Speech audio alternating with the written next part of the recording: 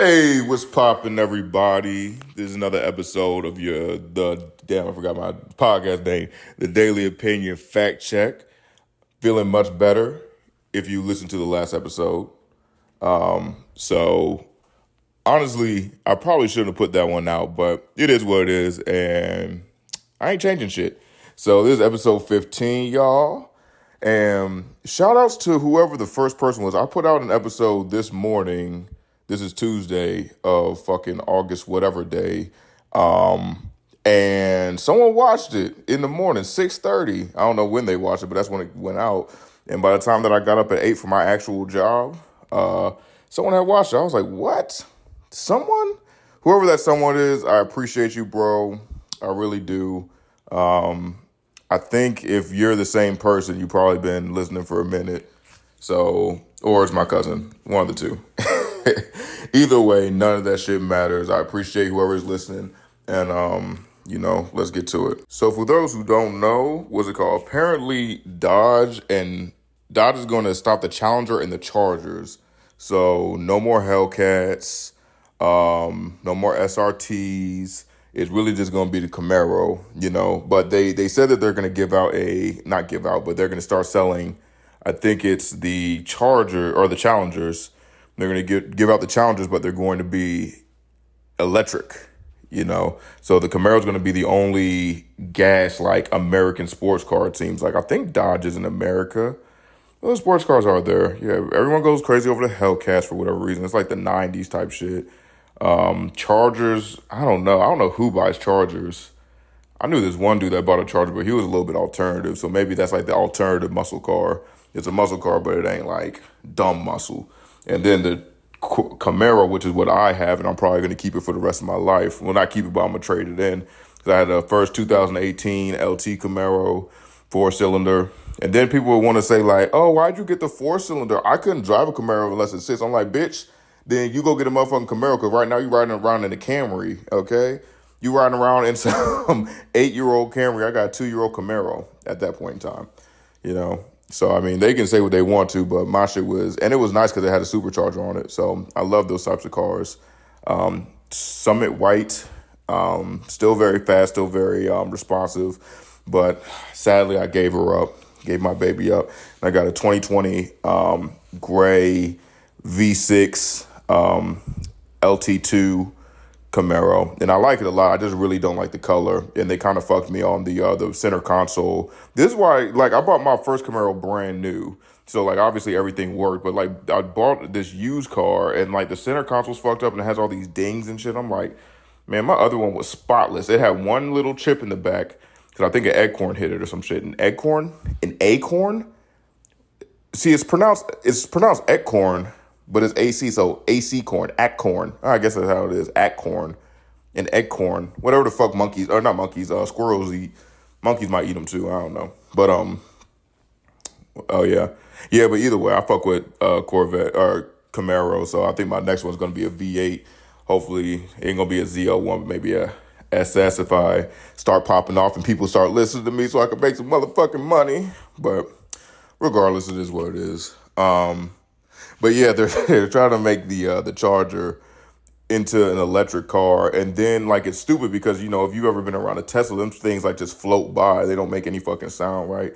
So they put in an electric sound thing for the Challenger, and you can look this shit up online. It's pretty crazy because like it's interesting because you see it, but it can't give the same like level of because you can feel the vibrations if it's a loud one, you know what I mean? And obviously you're going to be capped off on the amount of loudness it's going to be. So like if you were to see like a straight pipe Charger, V8 coming down the street, you're going to hear that shit. But and that's the thing. I wonder how the trim levels are going to be, because usually with like gas cars, it's like, you know what I'm saying? It gives you the V's, and if it's supercharged or turbocharged, and then those will be like the different trim, like V4, or I'm sorry, four-cylinder turbo / supercharged, V6, and then next V6, it keeps going like that. So I wonder how this is going to be. Well, I mean, it's probably going to be the same thing as Tesla. That should be fire if they had if they put in, what's it called? Well, that's Dodge though. I don't think Dodge has the technology that Tesla does, that you pay the $10,000 for the auto drive. That'd be pretty fire. That'd be really fucking fire. But I don't think they got it. So either way, I don't know. Yeah, so, I mean, cause we just going to see an ass of Camaros around soon. Or number two, actually, we might see Camaros in like 5 years from now.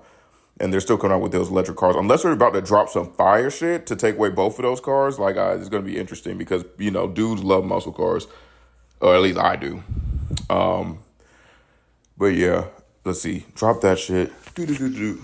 Yeah, so we'll see how that works out. But yeah, even with the sound, that's kind of like doo-doo because, you know, if you're an actual muscle car enthusiast, you're going to want an actual engine. And unless they, like, put in some fucking bass in that bitch into, like, the vroom vroom sound, I don't think it's going to sound the same because imagine you just in the car and it's like, and you're used to a V8 that's actually, like, you know, jerking as it does it.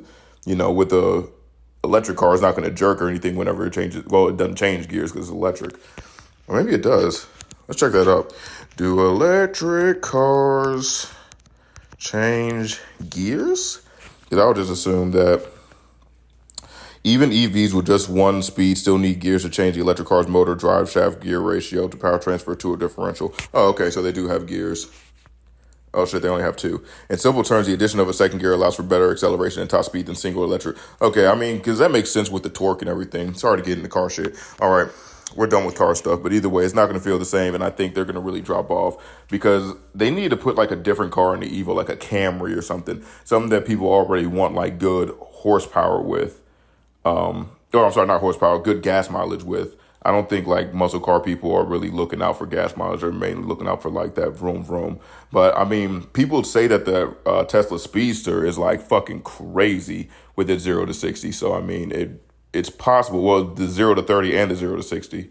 So it's really possible that like people might fuck with this car more, but it's not going to have that rumble, that nice little rumble you usually get. But we'll see what happens there. I know I won't be buying one. I'm going to stay with my motherfucking Camaro. Let's see.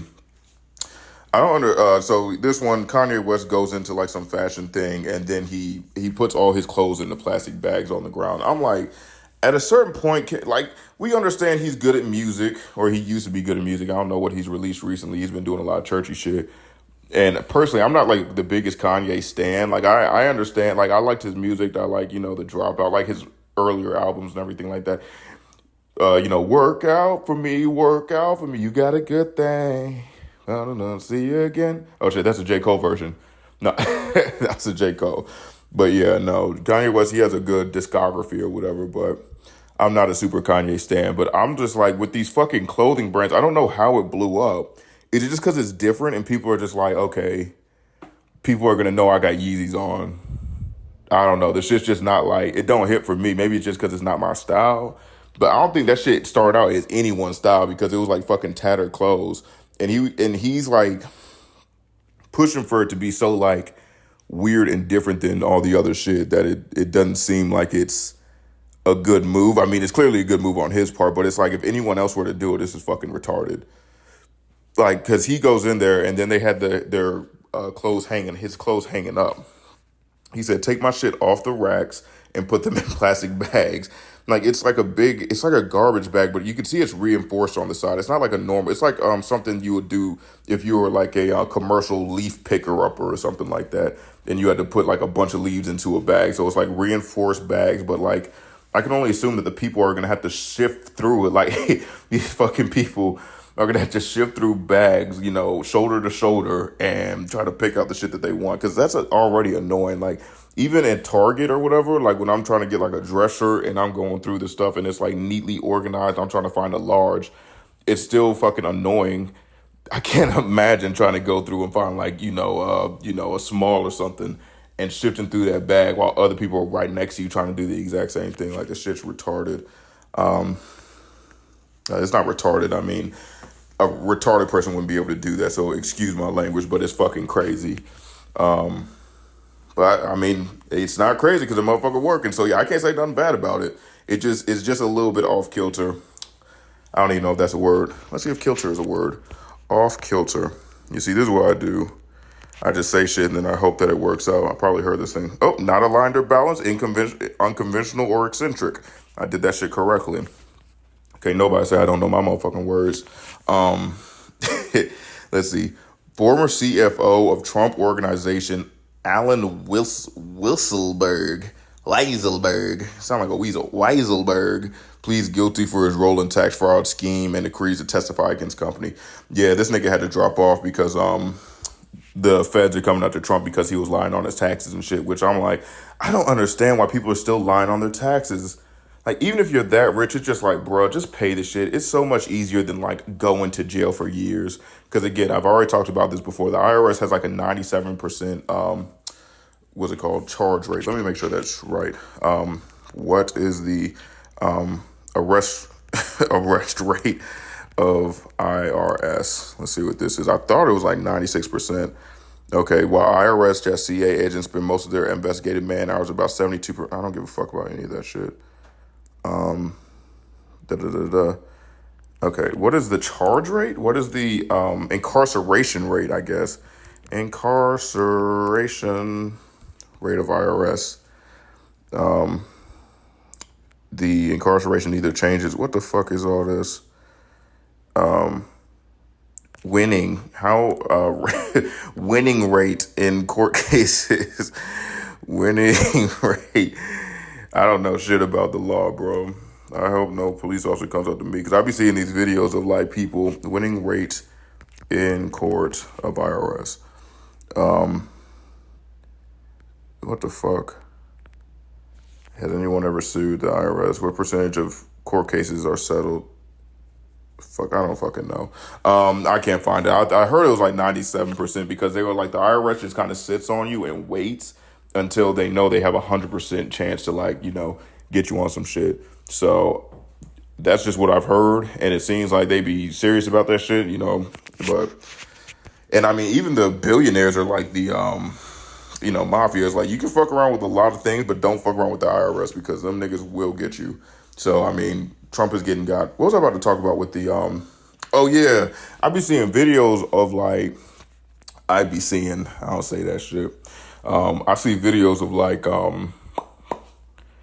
what's it called? Like people, they'll, go to like a police station and then start recording, which to me, I'm like, that's just whatever. Who gives a fuck?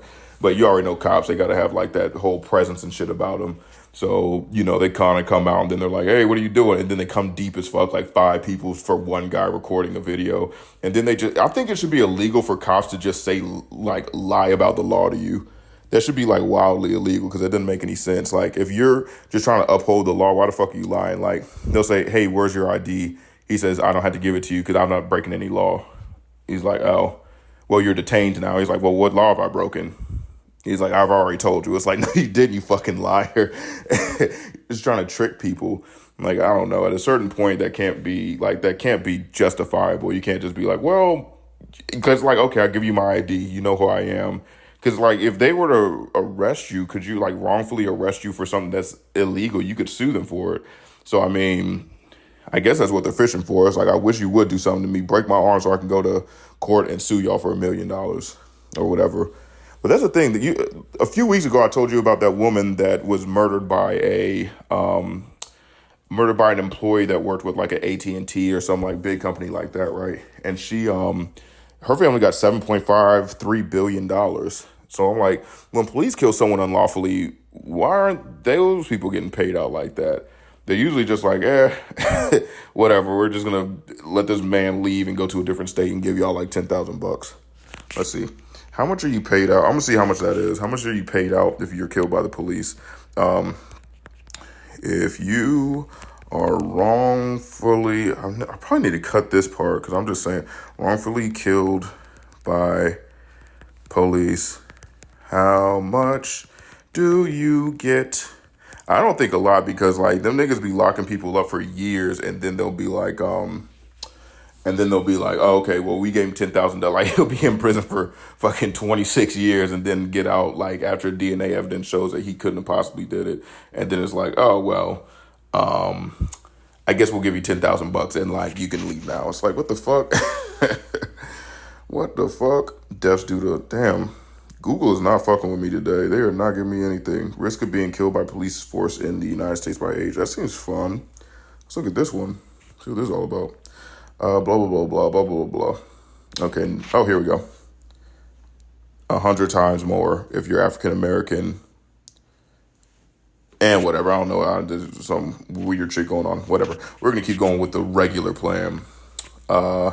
Yeah, so Trump is about to go to jail, it seems like, or maybe. Okay, let me read this. Alan Weisselberg, the former longtime chief financial officer, that's a CFO right there, a chief financial officer of the Trump organization, pleaded guilty Thursday to 15 counts of fraud and tax evasion, acknowledging that he was part of a scheme to receive more than 1.7 million in off-the-books perks compensation from former President Donald Trump's namesake firm. Whistleberg, 75, damn, this nigga 75, entered the plea in Manhattan courtroom where he admitted to his crimes and agreed to cooperate with prosecutors in the criminal case against two Trump organization entities. Whistleberg was charged in July 2021 along, this motherfucking car outside playing around, was charged in July 2021 alongside the Trump Organization subsidiaries that prosecutors claim took part in the scheme, which allegedly benefited other company executives. The company pleaded not guilty, and the jury selection for the trials is scheduled for October 24th. So yeah, that's actually pretty close. October 24th. I would expect it to be much farther, farther date than that. My bad, y'all. I had to stop because this fucking train outside was loud as hell. Yo, it's crazy. Like trains, it looked like I've never had to deal with trains in my life till I moved here. I still live in a very nice place, but they put the fucking nice place right next to a fucking train track. It's very annoying. The shit's as loud as hell. But because when I was doing it, like you had to legit wait like 10 to 15 minutes. I'm like, this shit is moving at 20 miles an hour, like 20 to 30 miles an hour. Like that's relatively quick. Like you're seeing like five train cars pass that are like 60 feet long and about like, I don't even know, 5 seconds. It's ridiculous. Then I had to look up how long train cars are. They said 1.5 fucking miles. That's ridiculous. That's crazy. Cut down these trains, y'all. But yeah, back to fucking this nigga Trump. That shit was annoying. It should just be loud. Yeah, this dude. I don't know if the accountant's gonna go to jail. And I already know rich dudes usually don't go to jail. But I don't know. I've always heard that Donald Trump is like the flexor of the rich community. Like he wants to be rich so bad, but he's not really rich is what I've heard. I don't know how true that is, seeing that he's a millionaire and also has like a bunch of shit. Like if I had a big ass building in the middle of New York with my fucking name on it, I'm like, yeah, I'm probably pretty rich. Let's see. Yeah, so Weiselberg was he might be doing some time at 75, which ain't the best. They need to split up into blue collar and violent crimes. Like I don't understand how it's hard to make a jail like that. It seems like they're making crazy money. So like why don't they just make two jails or like cut a jail in half and be like, this is the violent side and then this is the fucking, non-violent side. And I guess violence is if you hurt someone, because like I wonder if you were to do something like that, if it was like armed robbery where you could incorporate like a good amount of violence, but you just did it. Huh. Yeah, if you pull a gun on someone, is that a violent crime or a non-violent crime? I would say violent crime. I would say that's a violent crime. Because, like, robbery, I don't know. Maybe if you didn't. Like, murderers or assault people or people that, like, assault people. Because you might just be pump faking if you pull out a gun or whatever. So you might just be like, oh, shit. But either way, yeah, I feel like if you didn't hurt anybody in your crime, but then that means, like, people that hit people with cars would then go to, if you're drunk driving and hit someone with a car and then you go to jail or prison for like 10 years, then you'll be in violent crime because you hit someone, but technically you're not. It doesn't mean you're a violent person. So yeah, unless you do it to somebody on purpose, like purposeful, because I think that's why they say vehicle manslaughter instead of like homicide. You know what I'm saying? So yeah, maybe that's what it is. I'm going with this. If you purposefully hurt somebody, then you go to violent crime section. If you accidentally hurt someone or it's a blue collar crime, then you go to non-violent side. Because either way, because even if there is like one crazy fucking guy that's like is crazy violent in the blue collar group, it's much better than having 10 of those guys and being a blue collar. Or maybe they would fight each other. I don't know. I don't know how the fuck that shit works in prison. I just know I don't want to go there. Either way. So here. To the next one. A Republican group in Alabama has apologized for accidentally posting a racist imagery on their Facebook page. Okay, yeah, this is funny because he goes on like a little, thing right here. So I'm just going to read it again just for the sake of context.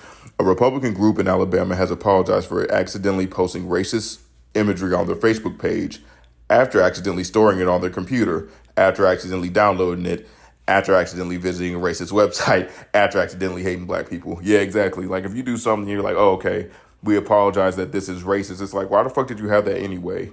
Like if I had like lewd photos of someone's daughter or lewd photos of someone's kid, and then I'm like, oh shoot, I accidentally got like I didn't mean I accidentally put it up. It's like, no, you shouldn't have accidentally even had it. What the fuck are you talking about? I accidentally put it up. Like that shouldn't be a part of what your fucking ethos is or whatever. But I thought that was pretty funny. Nice little funny thing. Nice little okay, whatever.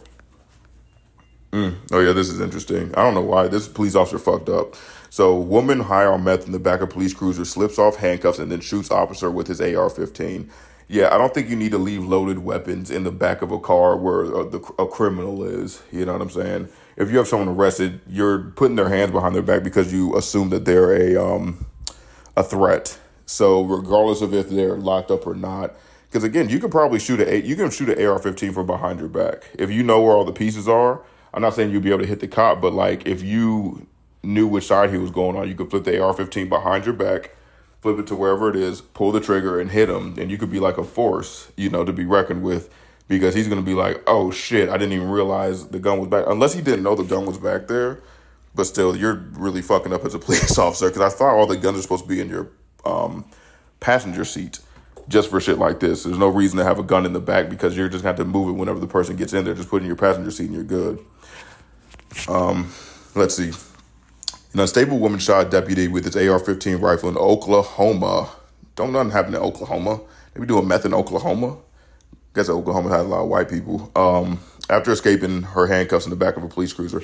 Yeah, so he must have just been a really nice guy and like he must have either known the lady or something because like I feel like handcuffs, like when they put them on you, they tighten them usually as much as they can just so that they can make sure that you're not going to go nowhere. Or, leave it a little bit less tight if they're like, hey, we just need you to, come with us type of stuff. But we know that you're like a very low, you're low on the totem pole of like trying to hurt me or anything. Like you seem like a reasonable person. So he may have known this meth girl and then like put her in the back of the police car to just be like, hey, you're just losing your mind in the street. You haven't had like a history of violence or anything. So and then she goes and fucking shoots him. That's crazy. That should have been a kill shot, though. The bizarre shooting unfolded on Friday, August 12th, when Grady County Police were called to conduct a welfare check after receiving a call from a concerned homeowner who witnessed Rachel Zion Clay acting erratically. When officers arrived, they found Clay barking like a dog while crawling on all fours. It's not funny, but it's a little funny. They detained the woman and initially had no plans to officially arrest her. After handcuffing Clay and placing her in the backseat of the patrol car, she was somehow able to free her wrist and unlock the gun compartment towards the front of the vehicle. And placing her in the backseat of the patrol car, she was able to free her wrist and unlock the gun compartment towards the front of it. How the fuck? Okay. I don't understand. I don't see how she would have been able to get to the front of the vehicle from the backseat because they have those bars. I mean, unless she stuck her hands through the bars, but there's a picture of her in the backseat. And it seems like she's in the backseat with the gun. Like she literally is sitting in the backseat and then she has a gun in her hands. So I'm not sure how that works out. After handcuffing Clay and placing her in the backseat of the patrol car, she was somehow able to free her wrist and unlock the gun compartment towards the front of the vehicle. Dash cam footage shows Clay retrieving the AR-15 assault rifle, firing at least 10 rounds out the car window. She struck a deputy and a man who initially called the police to report her behavior. The woman barricaded herself inside the patrol car for over an hour before surrendering. She was later tested positive for meth. Luckily, the officer and homeowner suffered non-life-threatening injuries and were released from the hospital. Grady County undersheriff, never heard of an undersheriff before. How fucking demoralizing is that? Hey, we're going to promote you, Bobby. Like, oh shit, that's great. Like, we already have a sheriff and I'm a fucking deputy right now. What do you want to be? We're making you the undersheriff, nigga. You're not as good as the sheriff, but stay the fuck back there. Says the cuffs were properly placed, but as I'm sure it came off so easily, it's a freak. She probably broke her hands or something. It's a freak deal. Bulges said he added to the department now updating safety protocols to ensure something like this never happens again.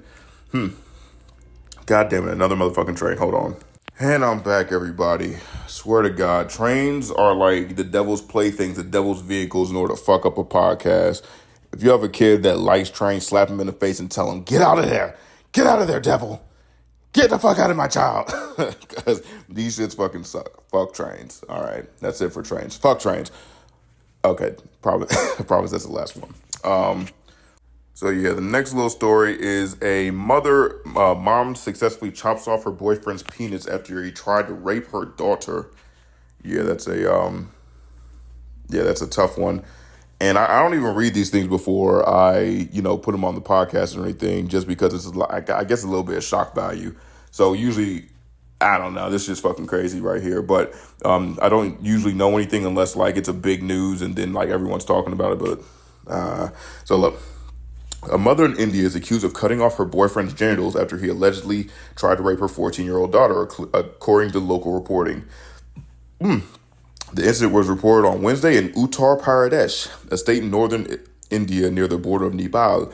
The 36-year-old woman, who was not named in the reporting, told the Times of India that she had been working on a farm and came home to find her 32-year-old live-in boyfriend attacking her teenage daughter. The woman had been living with him for the past 2 years after separating from her alcoholic husband, according to the report.